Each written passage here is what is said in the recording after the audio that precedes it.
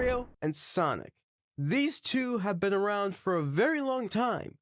But what would a crossover game be like with them both? Well, we'll have to find that out in a moment.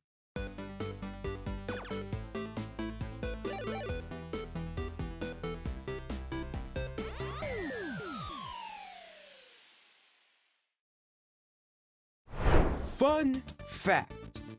Did you know that initially Sega wasn't a gaming company? It was actually a provider for entertainment venues in the US. Yeah, that is pretty shocking too. And after that whole spiel, they actually went to go in the gaming business. So, now you know. Now, let's get back to our daily programming. Mario and Sonic. These two have been rivals for years, and now they're pretty much considered friends. But what would a game with them be like? Would it be fast? Would it be action-packed? Would it be just like the regular Mario? Or would it be, all about the story and action? What would these two crossing over in a game be like? Would it be like a Mario game? A Sonic game?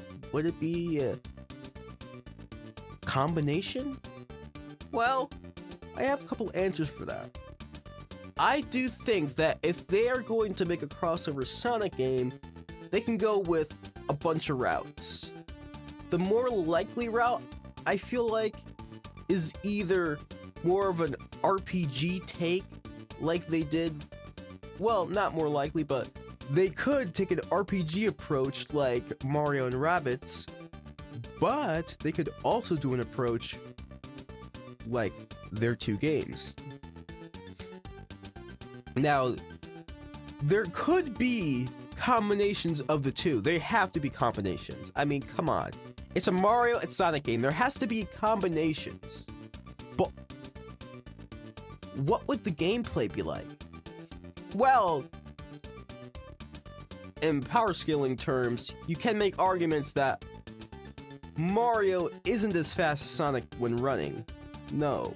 Now, there are a bunch of things we have to consider when we're making a game about Mario and Sonic crossing over. And that's what their powers are. Now, Sonic, is the speedy hedgehog. He, zooms very fast.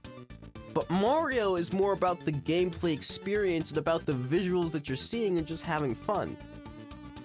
Sonic is more of a story game, while Mario is more of a you have fun while you play it way game. But how would these two mesh with each other? Because Sonic is more of a speedy type of game, and Mario is more of a slower paced, more of get some abilities that are pretty fun to use in the stage kind of gameplay. So how would these two mesh together, and how would it work? Well, I think that there could be two options, but the other is much more likely, and I feel like it would be much cooler. There could be a Sonic section in a level where you can play as Sonic, but I feel like that would just take away from the fun because you would just be playing Sonic in a Sonic level. I feel like the thing that they could do is combine the two. Make it a way where Sonic and Mario can work together without Sonic having to speed things through. But we could also make it so Mario has a chance to be in Sonic's playground. You could give him some lightspeed shoes or whatever Sonic has, but I don't think those make Sonic faster. I think he's just fast as is, not really because of the shoes. So that's kind of out unless they just want to say, oh yeah, they can make you fast. Or they could make it so Mario and Sonic are both in an environment that requires both Sonic's speed and Mario's agility, and by agility I mean acrobatic skills, to maneuver around levels. And that actually makes a bunch of sense. Because if we have these two meshing their gameplays together, it doesn't just put Sonic or Mario in a position where Mario is being outsped, or Sonic is being, not able to dodge like Mario can. He can dodge pretty well, but Mario is very acrobatic. I mean, he's been in a lot of things, so he may look tubby, but he is pretty fit, especially since he's a star child and stuff. So I do think that would be a great idea, where we could have mechanized Koopas and Goombas, roaming around the lands, Eggman roboticizing them. But then what would the plot be? And what would be with Tails and Luigi? Well, I feel like we could have another side story mode, and it's more of a side story that's like, how they met and how they're gonna go with the main characters, Mario and Sonic. I feel like, and this usually happens a lot, when Mario and Luigi go on vacation, Luigi somehow gets lost. It just falls on his head cartoonishly. His head gets stuck in the ground and you have to pull it out. That does sound like an average life of Luigi. So you could just be like, oh, boom.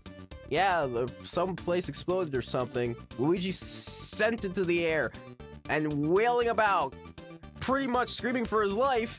And then, wham! He slams onto the ground. He's confused about... He pulls his head out, and he's confused about where he is. He doesn't recognize this place. This, my friends, is where the story begins. Because it's a fusion of both of their worlds. Luigi recognizes some stuff, but he's also like, what are some of these things?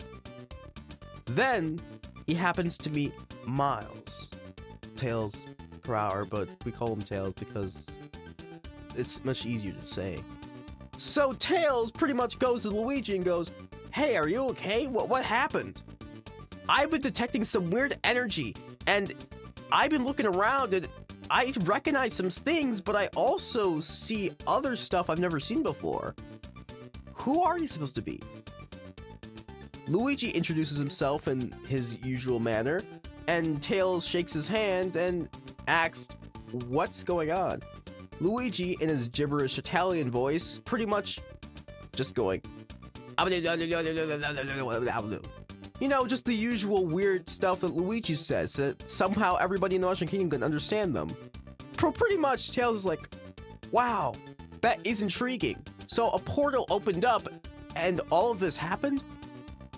So, it appears that Luigi was just chilling at home, he was just chilling, reading a book, Mario's out there saving the princess, he was going, whoa, he was kicking Bowser's butt, he was kicking his booty, he beat up his kids, he beat up his army, he beat up his, mage guy, he beat up, he's just the, 1,000 millionth time this week that, he has to stop Bowser and save Miss Damsel in Distress from, being kidnapped and forcibly married by the big turtle dragon dude.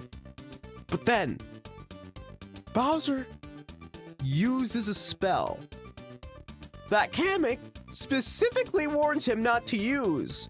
Bowser's pissed off at this point. You know how he is. He has anger issues. So bro takes out the book, starts muttering jubbleish, rubbleish, or whatever the hell is in that book, and then wha-bam! Poof! Kablooey! Oh my goodness gracious, gosh golly gee, are those the Chaos Emeralds? Oh my goodness gracious, yes! And then they all go into different locations because that's what happens all the time. And then, in meantime, we see Sonic, beating up Eggman. Not him physically, he's just a human, guys. We can't just beat him up. We gotta beat up his mechs. We gotta beat him up. We can't beat up the elderly in this place. Wait, Eggman's not old. Well, he's old to me. He's like 80 or something. So, Eggman, doing his usual, oh, Sonic, I finally am going to defeat you for the millionth time I said this year. I will finally win and take over the world and make Eggman land. And then everyone will bow to me, and then I will make robots armies and stuff, and then they will also bow to me. And then, like, you will, like, bow to me and stuff, and, like, everyone will bow to me.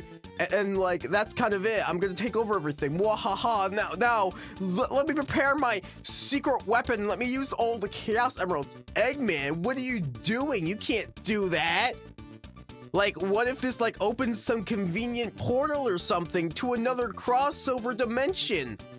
Oh, Sonic, you fool! I always do these stupid actions. I will do this even though this button tells me that it could go wrong. Let me press it.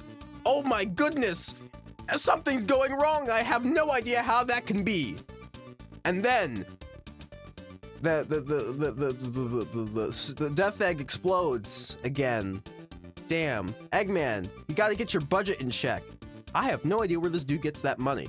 I mean, he builds stuff like every day of the week, and he builds his empire back after Sonic destroys everything. He must be loaded. So after Eggman pretty much loses, Sonic gets sent through the portal, and he lands. He's wondering where he is. Everything looks familiar, and I've said that for like the 10th time, but it also doesn't. But then he meets Mario. Mario is sleeping on the ground, just like usual. Every time something bad happens, Mario's just arrested. He's got to get his rest. I know he's in his 20s, but this man needs to rest. He deserves it. He just beat Bowser's butt. He deserves rest. So then after that amazing display, we see Sonic go to Mario and go, hey, chubby fat man dude, I like am Sonic the Hedgehog, and I'm like very fast as heck, and like I was going after Eggman, and like he like blew up stuff, and then space-time just decided to die and then caused all this to happen. Oh, mamma mia. Uh-oh. Oh, wow, you said 2 words, and I perfectly understand that you told me an entire 10 sentences of what happened. Wow. Looks like we're gonna have to work together to... Oh my goodness, look! It's my friends! Looks like they've been brainwashed. For some reason. This doesn't even seem to be Eggman's doing, it just seems to be a side effect of this dimension. Now, how were we not brainwashed? I don't know, but let's just save my friends. So after saving his friends, Sonic and Mario go around stopping everything, and then after that, Eggman meets Bowser. And they're not working together because they both absolutely despise the fact, because one, Eggman is a big ass egotist, and he's going to call Bowser names, call him a fat turtle or something, and call him stupid, and Bowser's not gonna like that because he doesn't like being insulted like any other normal person in existence. And then Eggman is gonna be betrayed, but again, literally, this man can't catch a break. But to be honest, I don't feel bad for him. Literally, bro, every time he makes sentient life, that sentient life winds up betraying him. Because he's just a big egotist, talks so big about himself that nobody, not even AI, wants to stay near this man, because everyone's just like, yeah, this guy's very annoying, and he's just gonna use us as tools. He will say to your face, he's gonna use you as a tool, and that he's the best and the smartest, and you're dumb, and you should serve him. But after you betray him, suddenly he's like, what? No, it's possible. Why are you doing this? Well, Eggman, maybe it's because people don't like being insulted. Look at Bowser's army. They literally love him to death. They literally listen to anything he says. You know why? Because Bowser doesn't literally go to his son Junior and go, oh, Junior, you're weak and pathetic. You suck so much. No, he's very kind to his army. Does he have some anger problems? Yes. But at least he treats his, you know, army with respect and kindness that he would want himself to be treated. That's why everybody goes over to Bowser. I wouldn't be surprised if at the end of the game, literally all of Eggman's robots just go, you know, Eggman's such a dick. Let's go to Bowser's place. Yeah, I mean, he was much nicer. I mean, he acts... One of his wizard dudes actually gave me a makeover. I mean, just look at this fade now. Look at how I look. I look absolutely amazing. Let's go. Wait, you can't go. Yes, we can, because you literally are like the biggest jerk boss in the universe, and nobody ever wants to work with you. Except your semi-daughter, who's pretty much now dead, that died in like the other game beforehand. So, yeah, we're gonna leave and like never return. Wow. Orbot and Cubot even left. That's just sad. The two comedic robots left you. Bro. Eggman Eggman's absolutely terrible as a leader. Actually, yeah. And then, yeah, the game ends with Mario thanking Sonic. Wait a second. I didn't even mention Luigi. You know what? Screw it. I'll make a part 3 to this track. I even though it's only the first part, I don't know. My numbers aren't really numbering right now in my brain. After that, Sonic, returns home, and Tails, after going on an unexplained adventure with Luigi, and that they said they defeated Cthulhu or something, and that he literally died and an explosion destroyed the multiverse, and then they had to correct it. Just usual silly Tails. Even though you defeated Cthulhu, we still do not respect you. You do not earn my respect. You earn my respect. You just earn it. You earn it. Just defeating Cthulhu isn't enough. You gotta defeat Cthulhu 2 in order to impress me. So do that, and I will consider putting you on my radar. But for right now, good job, Luigi. You did a good job by defeating Cthulhu 1. You're already on my respect book by doing something so amazing that Tails could accomplish. Even though I just said that he did accomplish that task. Now, the game is saved. Or the day is saved. And everything returns to normal, the end. Book closes. Looks like that crossover was amazing. And it made my brain melt because I had absolutely lost my brain cells on some of the plot points. But you know what they say, Mario is Mario, and Sonic is a hedgehog. So, chili dog spaghetti. Cheers. Now, what do you think of this crossover game? What would you improve on this story, even though mine is filled with perfection and absolute peak? Nothing can compare. Not even yours. So, yeah, this is Chris from Let's Talk Franchises, and this is me signing out. Bye.